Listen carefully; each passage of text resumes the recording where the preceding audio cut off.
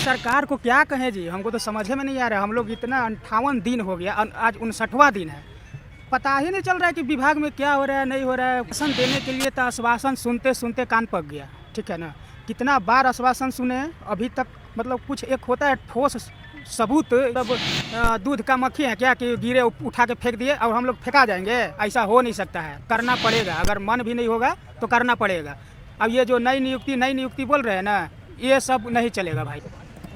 नमस्कार, मैं विवेक कुमार और आप देख रहे हैं वेब समाचार 24/7। हम मौजूद है रांची के राजभवन के पास और यहाँ पे जो है वो 14वें वित्त आयोग के कर्मी जो है वो धरना पे बैठे हुए हैं। बता दें कि काफ़ी लंबे समय से इनका धरना जो है वो चालू था। पहले बिरसा चौक पे भी ये लोग बैठे हुए थे और लगातार हम लोग जो है वो इनका कवरेज आपको दिखाते रहते हैं। अभी इनसे मालूम करते हैं कि क्या ताज़ा अपडेट जो है वो इन लोगों के बारे में चल रहा है। सबसे पहले तो अपना नाम बताइए। जी, मेरा नाम प्रियरंजन मिश्रा। अभी सरकार की तरफ से क्या आप लोगों को कोई अपडेट आया? जी, लगातार सरकार के साथ वार्ता चल रही है। आज भी हमारा जो प्रतिनिधिमंडल है उनके साथ वार्ता कर रहा है। तो आज वार्ता होने के बाद शाम तक या कल सुबह तक फिर आगे की जो नया अपडेट है वो बता पाएंगे।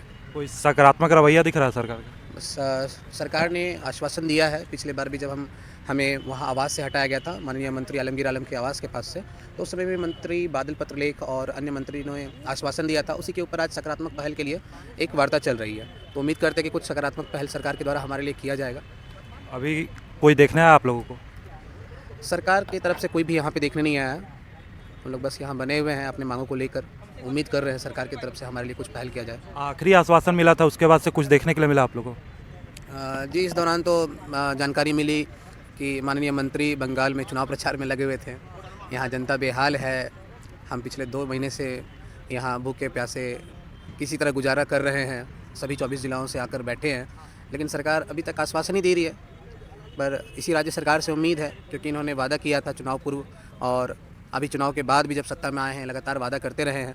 तो उम्मीद हम लगाए बैठे हैं और आज के वार्ता के बाद कुछ सकारात्मक पहल निकल कर आती है तो बताते हैं। सरकार का रवैया आपको कैसा लग रहा है आप लोगों के मैटर में?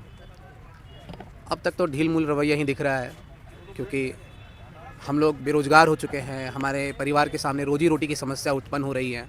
घर में लोग बीमार हैं, हम भी रोते हैं, यहाँ उनका हाल चाल लेते हैं फ़ोन पर उनसे मिल नहीं सकते हैं कि किस मुंह से जाएंगे। आखिर सरकार से हमारी ये जो जायज़ मांग को लेकर एक धरना आंदोलन है, इस पर सरकार पहल नहीं कर रही है और हमारा परिवार भी टूट रहा है। आगे आप लोगों को कब बोला गया है कि इस मुद्दे पे बात की जाएगी सरकार की तरफ से? जैसे हम बताएं, आज हमारा वार्ता हो रहा है और फिर बजट सत्र बोल रहा हूँ मैं, ये विधानसभा सत्र जब चालू होता है तो हम उम्मीद करते हैं कि हमारे मांगों के ऊपर उस विधानसभा सत्र में कुछ सकारात्मक बातें होंगी और एक सकारात्मक पहल लिया जाएगा। और सरकार से अपील करेंगे कि जल्द से जल्द हम लोगों के लिए एक रास्ता दें, ताकि हम यहाँ के सभी मंत्री विधायक जो है उन लोगों ने ये कहा था कि आप लोग का मुद्दा जो है वो विधानसभा में उठेगा। आपको लगता है कि कोई आपको देखने नहीं आ रहा, आप लोगों का मुद्दा उठाया जाएगा? सरकार नहीं आए, लेकिन हम सरकार के पास लगातार जाते रहेंगे। आने वाले समय में हमारी जो रणनीति है हमारा टीम मिलकर तय करेगा। यदि सरकार हमारे पर विचार नहीं करती है तो फिर हम कुछ उग्र करेंगे, क्योंकि हमारी रोजी रोटी का सवाल है। यहाँ 1600 कर्मी, सिर्फ कर्मी नहीं 1600 परिवार आज बेरोजगार हो चुके हैं। उनके सामने रोजी रोटी के सवाल उत्पन्न है। हम बार बार यही बोल रहे हैं, किस तरह से गुजारा चल रहा है, क्या मानसिक स्थिति है इस पूरे 1600 परिवार का, मैं बता नहीं सकता हूँ। सरकार की संवेदना जो है आपको नहीं लगता है कि मर चुकी है? क्योंकि आप लोग के पे बार बार जो है लाठीचार्ज भी हुआ था, उसके बाद भी आप लोगों ने सकारात्मक रवैया अपना के बिरसा चौक से आप लोग यहाँ आ गए। उसके बाद आप लोगों को आश्वासन मिला था और उस आश्वासन पे भी अभी तक तो कोई कार्रवाई नहीं होती हुई दिख रही है। संवेदना कहीं ना कहीं तो मर ही गया है। जब 1 साल पूरे हुए थे सरकार को, बड़े बड़े होर्डिंग्स लगे थे, हेमंत सरकार संवेदनशील लोगों का सुन रही है, लेकिन संवेदना दिखती नहीं है। ये संवेदना दिख रही होती तो हमारे ऊपर कुछ ठोस विचार किया जाता। बार बार माननीय मंत्री आलमगीर आलम कहते हैं कि केंद्र से चिट्ठी आया, हमें नहीं रखा जा सकता है, पर उस चिट्ठी में ऐसा कोई जिक्र नहीं है।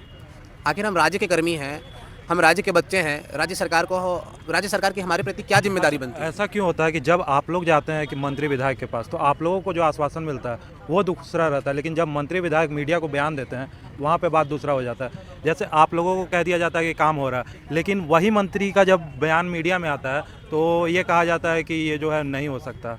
ऐसा क्यों होता?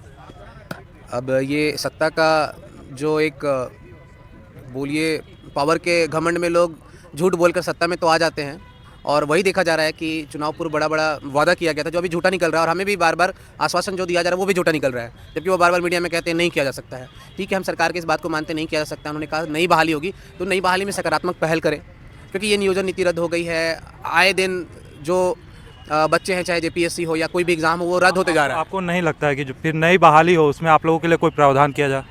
बिल्कुल, सरकार की तरफ से आश्वासन दिया गया है कि जो नया एग्ज़ाम होगा, नया रिक्रूटमेंट होगा, उसमें हमें अनुभव के आधार पर वरीयता दी जाएगी। जी राजू रजक पलामू से जय। क्या कहना चाहेंगे सरकार से? अभी काफ़ी समय हो गया आप लोग बैठे हुए हैं। अरे सरकार को क्या कहें जी, हमको तो समझ में नहीं आ रहा है। हम लोग इतना 58 दिन हो गया, आज 59वां दिन है। पता ही नहीं चल रहा है कि विभाग में क्या हो रहा है, नहीं हो रहा है, कुछ समझ में नहीं आ रहा है। और अभी हाल ही में आप लोगों को आश्वासन दिया गया था और आप लोग जो है वो काफ़ी सकारात्मक नज़र आ रहे थे। हमने जो पहले वीडियो बनाया था उसमें ये कहा गया था आप लोगों के द्वारा कि सरकार जो है वो इस बार स्पष्ट आश्वासन मिला है। क्या लगा, कुछ कार्रवाई हुई इसके बाद? आश्वासन देने के लिए तो आश्वासन सुनते सुनते कान पक गया, ठीक है ना।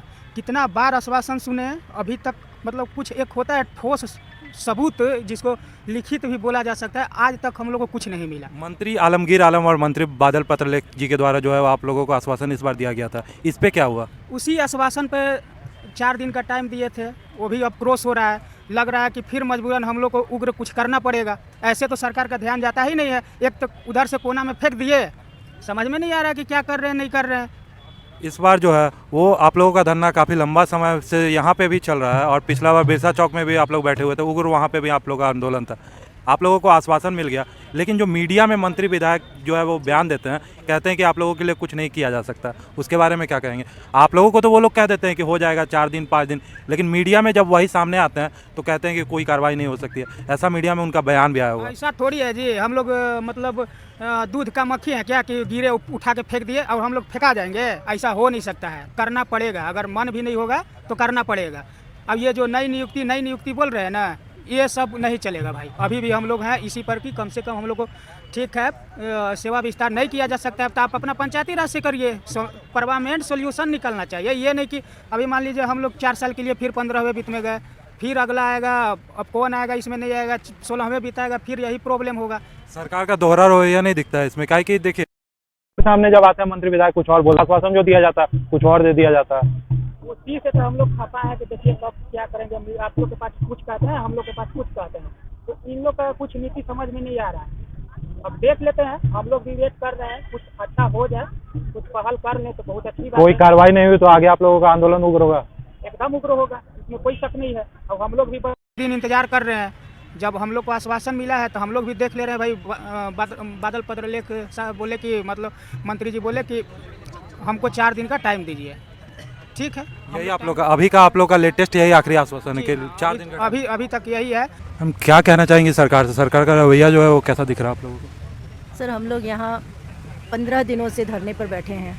आप स्वयं देख लें, 15 दिन बहुत लंबा समय होता है और आज तक सरकार की ओर से कोई हमारी सुध लेने नहीं आया। तो सरकार का रवैया स्पष्ट है, आप स्वयं समझ सकते हैं सरकार का क्या रवैया है। प्रमुख मांगे क्या है? आप लोग क्या चाहते हैं कि हो जाए तो आप लोग जो है वो अपना अनशन जो भी आप लोगों का चल रहा आंदोलन खत्म करें?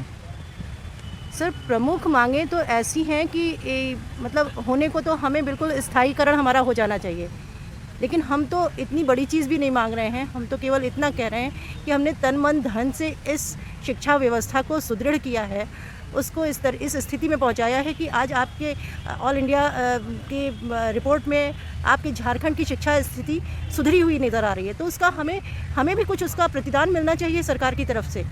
हमें तो आज हमारी महामहिम राज्यपाल के साथ हम जब सरकार ने हमारी कोई सुध नहीं ली तो हम स्वयं हमारा प्रतिनिधिमंडल महामहिम से मिलने गया था। मैं भी उसमें से एक थी और महामहिम तक हमारी इस व्यथा से आहत दिखाई दी। आपको नहीं लग रहा है कि बाकी राज्यों में जो है वो ऐसा नहीं हो रहा, सिर्फ झारखंड में ही ये चीज़ देखने के लिए मिल रहा है? अनुबंध कर्मियों के साथ इतना ज़्यादा अन्याय। आप स्वयं देखें, बाकी राज्य जो भी राज्य उच्च शिक्षा के साथ सकारात्मक रवैया रख रहे हैं, वहाँ की उच्च शिक्षा की स्थिति आप देख लें, और जहाँ पर ऐसा सकारात्मक रवैया नहीं है वहाँ की उच्च शिक्षा की स्थिति देख लें। जो व्यक्ति, जो सरकार अपने प्रदेश की शिक्षा के लिए गंभीर होगी, संवेदनशील होगी, वहाँ की शिक्षा व्यवस्था निश्चित रूप से उठेगी और वहाँ का विकास निश्चित रूप से होगा। एक लाइन में सरकार से क्या कहना चाहेंगे?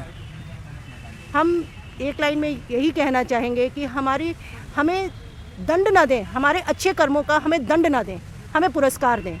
हमने बहुत कठिन परिश्रम करके 3 वर्ष इस शिक्षा व्यवस्था को दिए हैं और हम योग्य हैं।